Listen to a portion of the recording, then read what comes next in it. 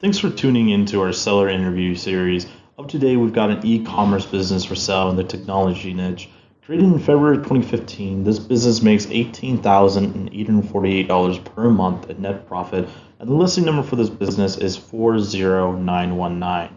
Now, we do these interviews to give potential buyers more information about both the seller and the sites they're looking to purchase. We hope these insights are helpful for you in making a buying decision. We got the seller with us today to go through the business and cover everything from niche selection to traffic and monetization. Thanks for coming on, Robert. Not a problem. Pleasure's mine. Before we dive into the questions, just to give a brief summary of the business for everyone listening in. As I mentioned, it was built in February 2015, has a monthly revenue of $61,487, expenses sitting at $42,639 for that total net profit of $18,848. Now that is over a 12-month average. And included in the sale is the transfer of the domains, transfer of the Shopify merchant account, PayPal, and Amazon payment accounts to the new owner, as well as the introduction to the supplier and manufacturer contacts, moving of the inventory, shipping supplies, any FF&E the new owner wants for their location. Buyer can also opt to take over the current warehouse location that the seller is using right now, as well as the transfer of all the social media accounts, shipping accounts, and the Shopify app access. So with all that said, Robert, this is a pretty strong business from the looks of it. It is making a healthy profit. What is your background in building and running online businesses? Is this your main one? Is this your first one? Or have you ran several in the past? I've been running e-commerce and technology-based e-commerce sales companies for over 11 years now. I consider myself a serial entrepreneur. I find it very fun. My passion is getting new companies started, launching them, building up the brand, and getting them running. And then from there, I get a little itchy and I like to design something new and come up with the next project, which is essentially why I'm looking to sell this one. All right, so you're looking to use the money from this business to invest it into another business? Absolutely, yes. Excellent. And when you came up with the idea for this business, was it kind of a mixture of passion and competitor gap, or was it like, I just love this product and I want to be all about it, or how did you come up with this idea? There was definitely a gap in the marketplace, which is what I usually look for when I'm launching a new category or product idea.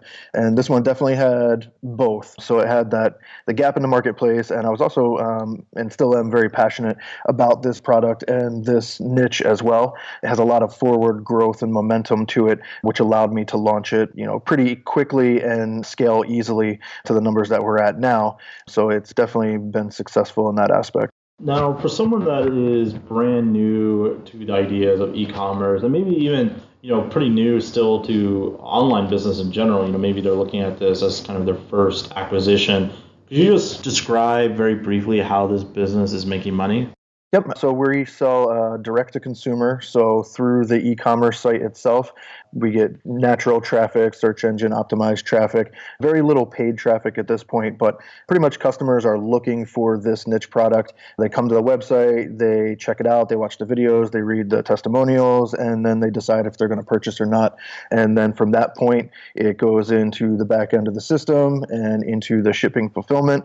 And then you simply fulfill the orders and follow up with some customer service and make sure that everything's good. It's pretty cut and dry. The whole e-commerce idea, a lot of people might not know that it can be super simple depending on how much overhead you want.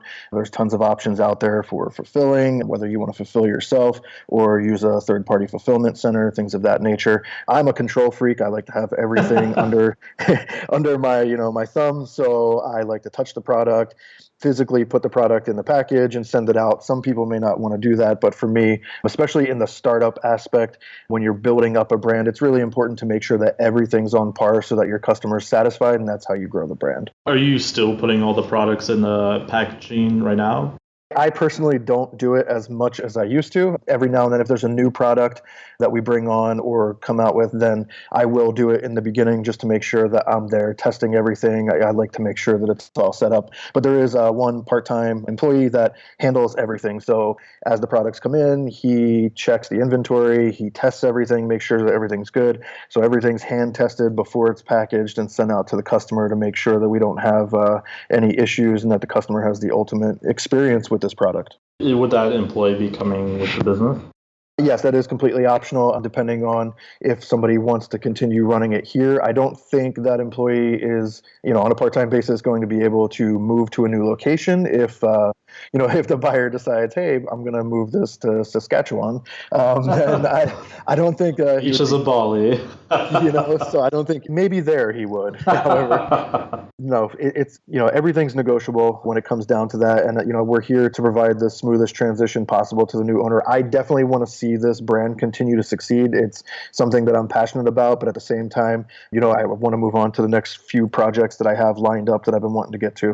Yeah, so when you did first start this business, just to rewind a little bit here, what was the trajectory of the business? So you get the e-commerce store set up, you source the products. Did you find that you were getting customers pretty quickly? You mentioned that most of your traffic is coming from organic, right? So did it take a while to have that start happening for you? So prior to launching the actual e-commerce website, what we actually did a crowdfunding campaign, which built up a huge customer and follower base. So I used that to kind of catapult the brand into the e-commerce site. So after that initial crowdfunding campaign, we already had, 5 to 6,000 customers and followers that were ready to transition into our next products as we brought things on. So, and also with that, we did an extensive amount of PR work. So we've been written about by every major tech publication around the globe. So we've got customers from pretty much everywhere and followers everywhere. So that kind of gave it a smooth transition into e-commerce. And then from there, it just continued to grow. Excellent. Is there anything you learned from this business that you're going to be applying to future sites or projects of yours? Like something that just worked really well for you? Absolutely. So it's the entire model of how I came about launching this to get that really explosive growth right out of the gate was doing, a crowdfunding campaign or a pre-sale. So essentially we were cash flow positive when we launched the site. So having that ability where, most people have an idea, they try and build up a site and then, they're struggling to get that first customer and to, try and get the flow going. We just already had, the ball was rolling and it was, pretty much downhill. So, picking up speed and momentum the whole way. So from that aspect, having a lot of PR, having a lot of natural traffic is definitely something that is beneficial for starting a new brand. So that's something I'll be taking with me, that whole idea and concept into my next ventures because it required the least amount of capital up front and time and investment and it proves the concept. So when people, when these bloggers and the tech magazines are writing about it and then people are going and they're backing and they're buying and pre-ordering, it just gives you that proof of concept. It gives you everything you need to move forward as well as the momentum. So that's definitely something I'll be continuing with. That's awesome, man. Yeah, I think doing a really good launch like that is definitely a good idea. It's basically content marketing on speed in a sense, right? Because Yes, you're doing a absolutely. bunch of it all up front, and you reap that benefits for a long time to come as you build that brand name. It also helps certainly with the organic traffic for sure as well, getting some good backlinks and all that good stuff. On the flip side here, is there anything you did that just didn't work? Anything that just kind of failed on its face? Um, So you wish you had it. I wish I hadn't done that. Yeah. So when it comes to paid advertising, I'm not experienced in that realm. So I'm a PR guy, an inventor and, just building up, social aspects. So I tried out a lot of paid advertising and there's so much stuff out there. And there was definitely a few where, I was like, oh, let's throw some money and try it and see what happens. And they were just a complete and total flop. Some of those just being some niche areas of marketing to certain sub segments of potential customers. It just didn't work out. I mean, it was one of those things where I threw a little bit of money at it and said, okay, if we get a return on it, we'll continue to do it. And there was definitely a few of those where there was just zero return. And I just made a big note on the board here and said, do not use this. So there's definitely some ones where that's happened. But overall, like we had a good response through like Facebook advertising, Instagram advertising. I'm just not that good at it and I didn't get around to hiring someone third party to handle all of that, and we were doing well enough right now and still are off of the natural traffic and PR that I just didn't do it. That makes total sense for sure. Definitely an opportunity for someone who is, a paid traffic kind of person to take that to the next level, but can't do everything at once, right? Can't wear all the hats, though we try. Absolutely. Absolutely. Speaking of traffic, so the majority of your traffic is currently coming from like what, Google organic, you'd say, or what is the breakdown of your current traffic? Yeah, I'd say probably a little more than 50% is Google organic, and then the rest of it is, backlinks and, people searching and finding these major tech publication articles that talk about us and, say how great the product is and the customer service and the company, and then they're clicking through. And we find, I think the highest conversions come from those articles. So all of that PR that we did, these people are professional, they're, respected in their fields, and they're saying, hey, this is a great product, this is a great company, you should buy from them, and that gets us our highest conversions. And then at the same time, when people are searching for this exact niche, we come up, 8 out of 10 on the first page of Google. So, one way or another, whether it's a direct link to coming to the site or if it's through, a third party who said, hey, you should buy from them. So that definitely helps all the way around. Yeah, definitely. When it comes to your earning types, how many different products do you actually have on your store? So there's 6 main products, and then there's a bunch of accessories. I think there's probably about, I want to say total about 35 to 40 SKUs. But I mean, it's all small. Everything's easy to manage and maintain. And they're So all I mean, sourced, right? None of it's drop shipped. so right now, nothing's drop shipped. Everything is sourced. We have everything in our warehouse here in upstate New York, and the new buyer or owner can continue to do that, or they can send it out to a third party and say, "Here's all the SKUs." Then they can, use a drop shipping service for that. Are you getting your products supplied from a factory in China or from the US? And if it is from China, are you shipping it by boat or by air? So currently, yes, everything's manufactured. We have 3 different factories that we work with in China. I don't like keeping all my eggs in one basket, so I diversified out to different Very factories smart. just in case one of them burns down or Yeah. goes out of business or something. We can keep running and switch things over. Currently, I like speed, I like turnaround, and I like security. So I don't ship through boat. I ship express door to door so that it's covered. If anything happens, within that transit time, it falls back on the manufacturer, and then they have to turn around and get us another shipment. Luckily, knock on wood, we've never had any problems with this. It is a little more costly, so I mean, you could reduce your bottom line for your cost of goods if you did ship with boat, but the other thing is you also have to order more. So I don't like keeping that much inventory on hand because cash flow is the major component for any small business. Right. Is there any multi-channel selling going on with this e-commerce business, or is the main channel, or maybe the only channel, at the website itself? So there is a multi-channel. The main channel is the website e-commerce direct to consumer. We also have 1 or 2 wholesale accounts where we sell to them at a wholesale price and then they're reselling the product. We've done some daily deal stuff in the past as well. I just don't like the large markdowns that they do through daily deals, but there is 1 or 2 that we'll work with where the numbers still work out, where they don't discount it, a crazy amount. And then there's a huge potential for growth for getting into I personally steer away from big box stores. If somebody has experience in big box stores, that's definitely an avenue that you could take. I personally just don't like that avenue because it requires too much capital up front and too much risk. But if you get into smaller brick and mortar mom and pop resellers, I think there's a huge market there. And there's also an interest. I've got an email list that'll transfer over of businesses that are interested in reselling this product.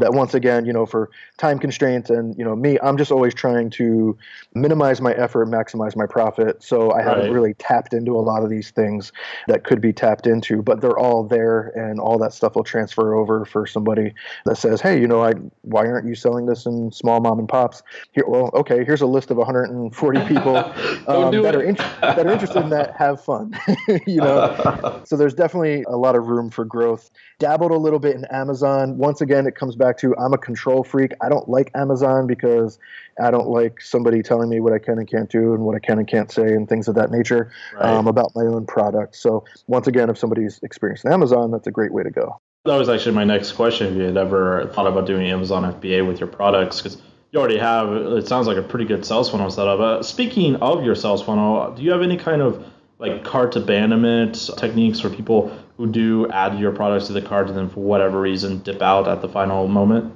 Yep. So we use a third-party app through the back end of Shopify, and it's all automated. So we go in, we set up like how often we want it to go out, at what point in the sales funnel. So like cart abandonment, I think they get an email reminder within 24 hours, and then they get an offer within like 2 days or something where they can use a coupon code.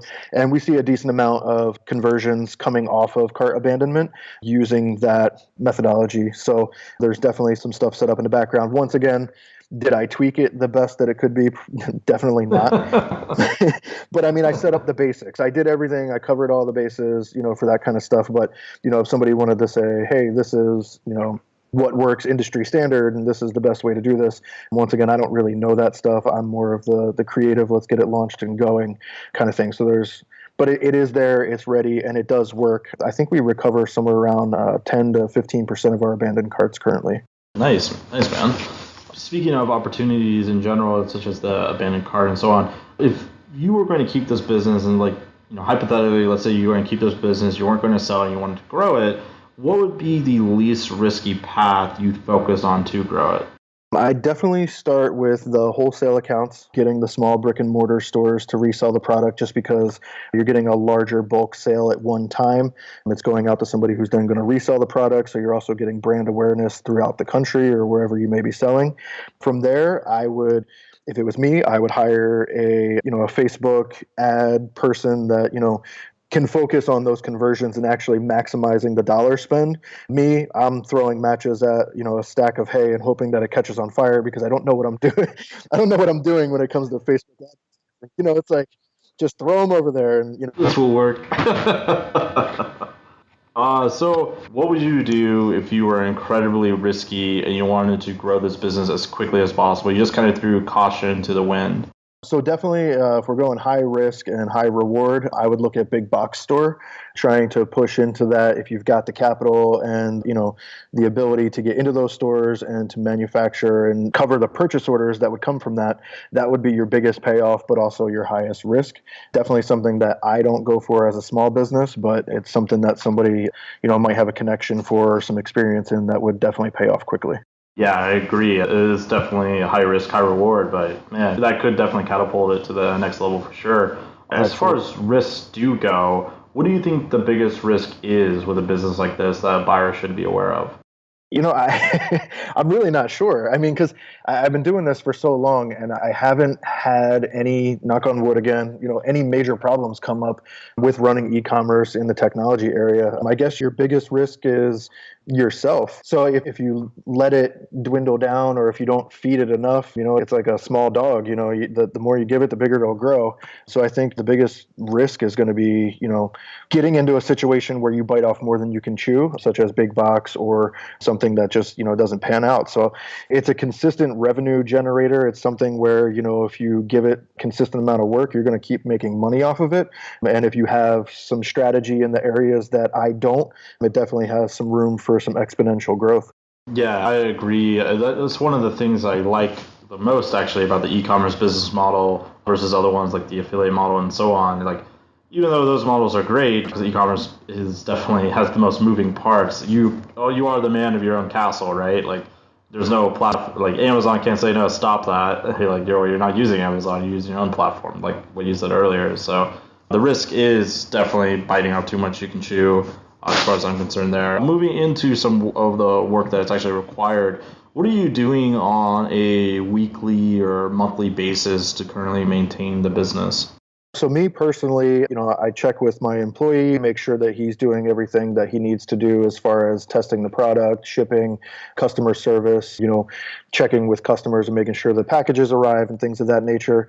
I work primarily with, sending out a newsletter on a weekly basis, doing a little bit of the social media posting, and just working with the suppliers and with our, couple of distribution channels. And I mean, to be honest, I really don't do much at this point in the game. I don't want to sound like I'm lazy, but at the same time, I've got so many other things going on in my personal life and my business life as well that I give this business probably about 15 to 20 hours a week at the most, whether it's just, checking emails, replying to reporters and making sure that, the PR stuff is moving forward and just following up and making sure that customers are getting the product and that they enjoy it. And that's pretty much it. Is there any skills or maybe some kind of requirements you'd suggest that a buyer meet before they buy a business like this?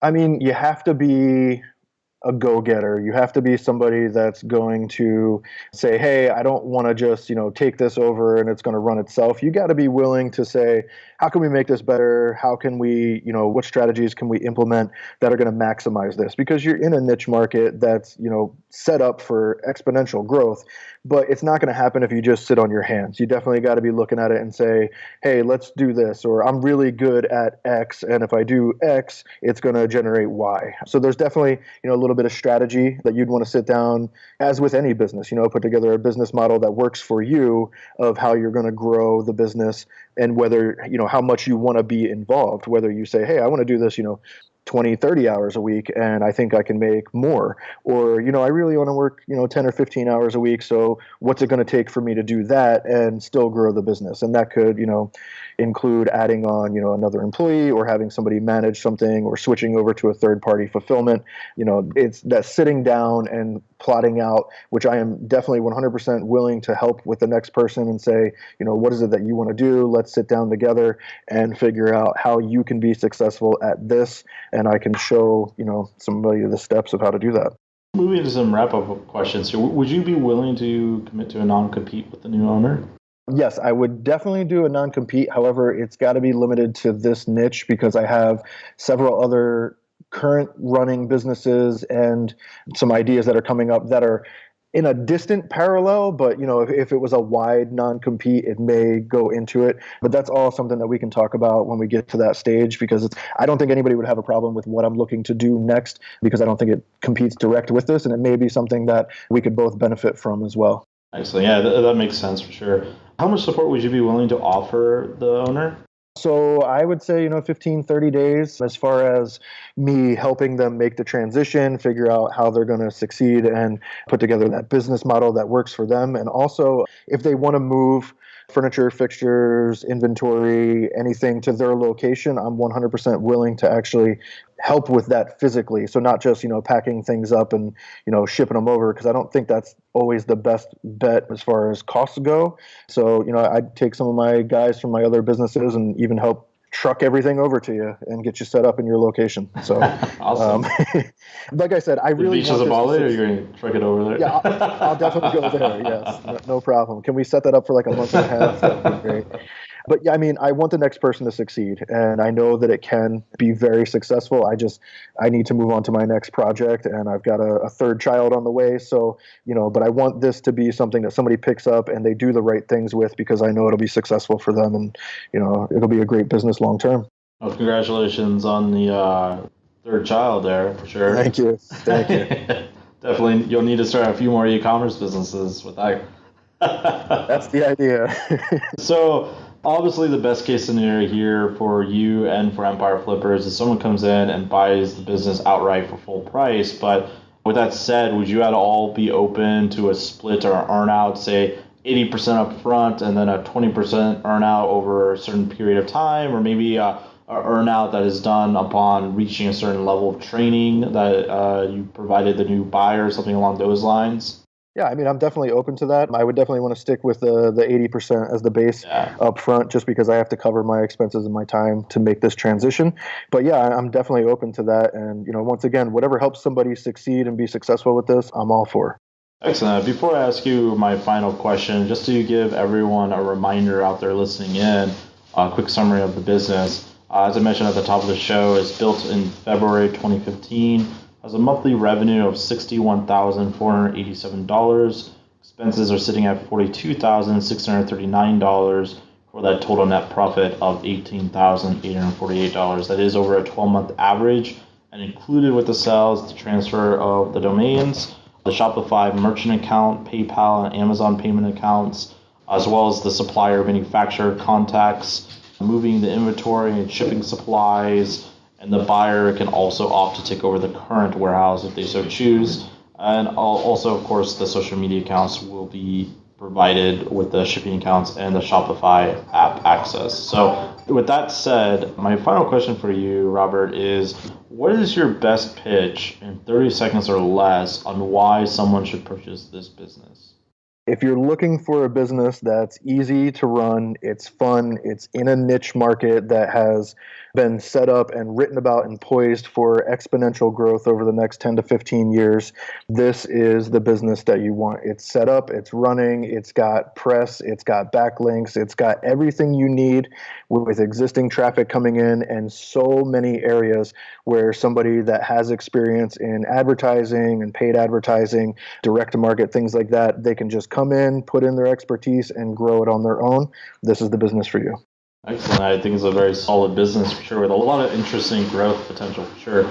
So for everyone out there, if you're watching this on YouTube and you want more information, the link will be below this video and it will take you to our marketplace listing. Now, if you're watching this on the actual marketplace listing and you want more information, you become a depositor today. It's super easy. All you have to do is click the button, make a deposit, and you'll be given everything you need to review this business. So Robert, thank you so much for coming on, man. It's been an absolute pleasure. Thank you, Greg. I appreciate it.